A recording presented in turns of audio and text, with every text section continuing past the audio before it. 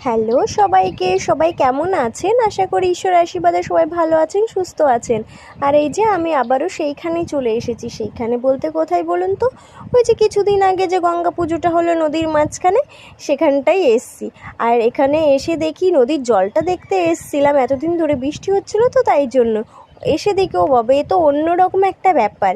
এখানে কচুরিপানা এমনভাবে হয়ে আছে যে একটা ব্রিজের মতো হয়ে গেছে, যে ওপর দিয়ে আপনি হেঁটেও চলে যেতে পারবেন, এইরকম পরিস্থিতি।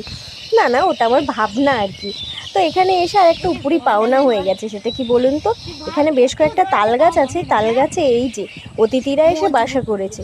অতিথি বলতে বুঝতেই পেরেছেন, বাবুই পাখি অনেকগুলো বাসা করেছে। এই বাবুই পাখির বাসাগুলো দেখছিলাম, আর সেই ছোটোবেলার কবিতাটা চড়ুইয়ার বাবুইয়ের খুব বেশি করে মনে পড়ছিল।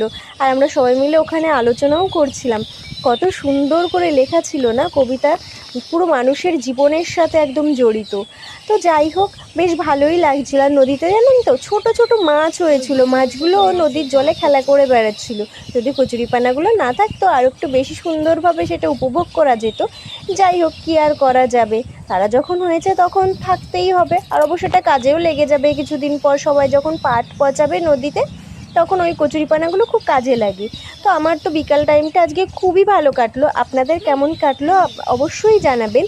আর নিজের খেয়াল রাখবেন, সব সময় সুস্থ